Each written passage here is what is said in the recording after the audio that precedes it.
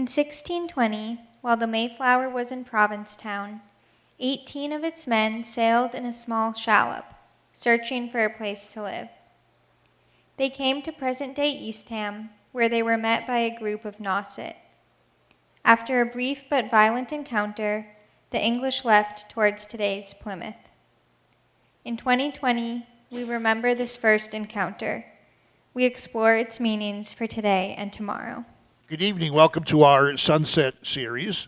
I'm Thomas Ryan, Vice Chair of the Eastham 400 Commemoration Committee, and I'm joined by Ben Niggel, who is a resident of Eastham, went to school here through grade 12, and is now a sophomore at Harvard University, and is now serving the first of 3 years on the Eastham School Committee. Welcome. Thank you so much for having me. So, tell me, please, let's start with what you learned in grammar school and high school about all this history of 1620.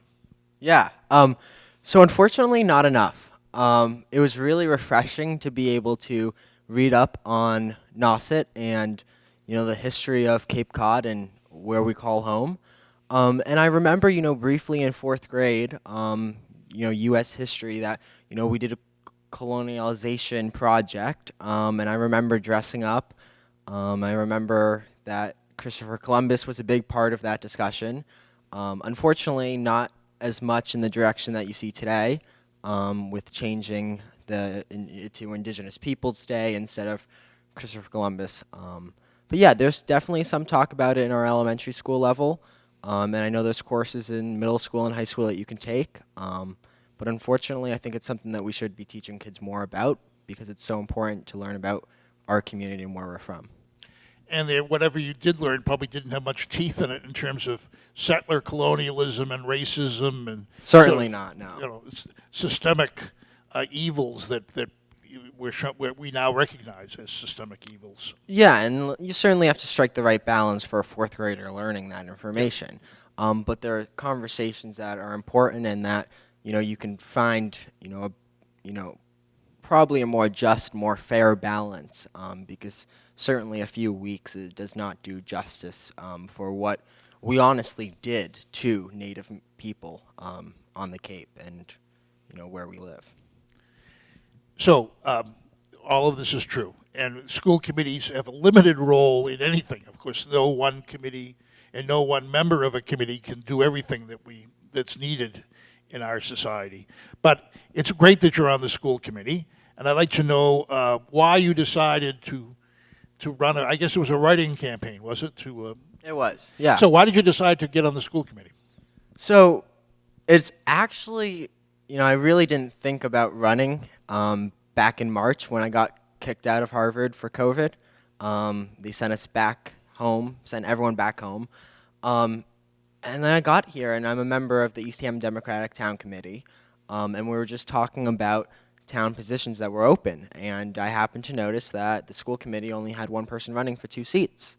And then later that meeting, a good friend of mine, Dave Strofer, basically pitched the idea to me. We started talking, and the rest is history. We ran a campaign, and it was a lot of fun. And definitely challenges, as you were talking about earlier to me, adapting this series to COVID. We had to adapt a campaign. We couldn't do door knocking, but we relied on a lot of technology and getting out the vote and talking to community members, and I think that resonated with people, and we turned out quite a few voters. Excellent. And it's a 3-year term. Yeah, it's a 3-year term, so I'll have 3 years on the committee. And then to your point about why I really ran, part of it was because I saw an open seat, and I feel strongly that, a committee, especially something that, does have power on the educational policy and, everything regarding the elementary school, not as one individual but as a committee.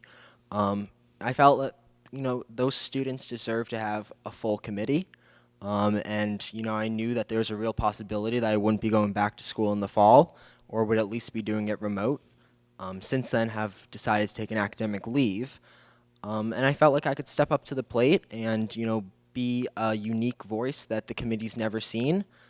Certainly I've never seen an 18-year-old, 19 now on the committee. And I think, that if anything will hopefully inspire, younger kids in Eastham and in our community getting involved in politics and hopefully run for something one day.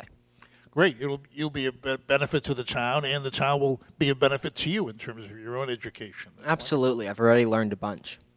wonderful. What do you hope to accomplish? What do you hope to see the school committee do over the next few years?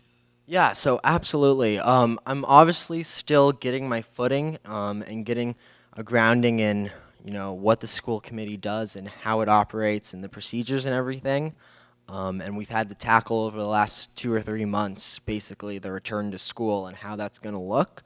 But as soon as I have a chance, I'd love to talk to the committee and see if we can do some civics program, whether or not if we could start that at the elementary school and possibly bring that even into the middle school, talk to the middle school committee and the joint committee and the regional high school committee and see if we can get a great civics program going, something nonpartisan to get people really excited and educated again about local politics, about state politics, about federal politics, and really just inform people of why it's so important to voice your opinion and to vote and to participate in democracy. And I think that starts at a very young age, whether or not we can somehow partner with state representatives or Julian Sear, our state senator, for him to come talk to young kids about what he does and why it's so important, the work he does for our community.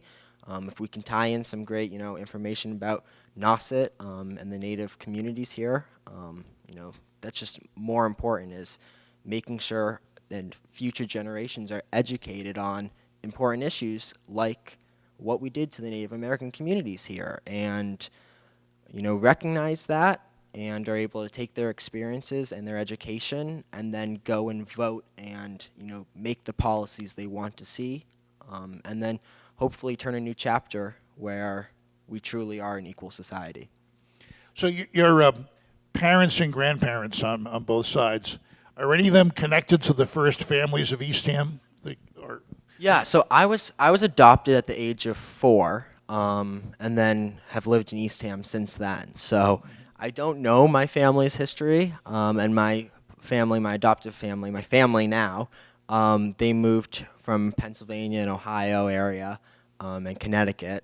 So I was born on the Cape. I like to say that I'm the only non-Washashore, the only one that was actually born in Hyannis. So yeah, guess I'm first generation Cape Cod. Okay.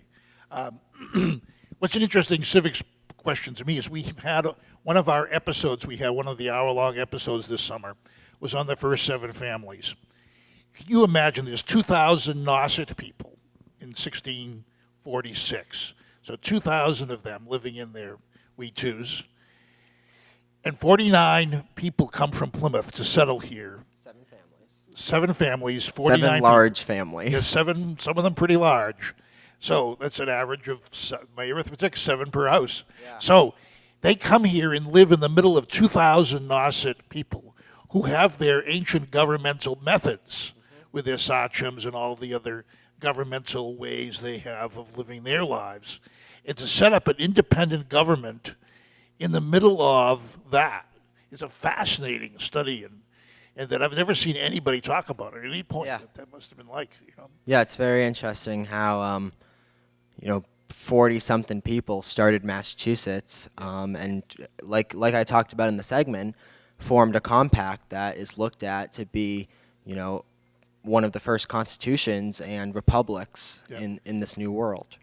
It'll be interesting in your studies to look more into that Mayflower Compact. There's a lot of controversy about exactly what that did or didn't do, but we've run out of time. For this has been wonderful to have this little conversation with you about the school committee, and I look forward to voting for you again if you decide to run again.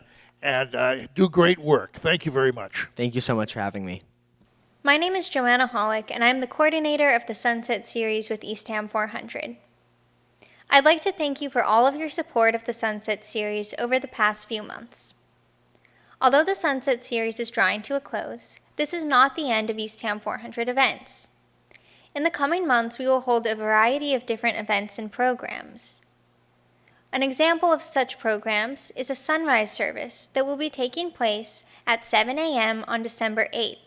the 400th anniversary of the first encounter. I encourage you to check Eastham 400's website, www.eastham400.org, to stay updated on upcoming events and other projects that we are working on. Thank you.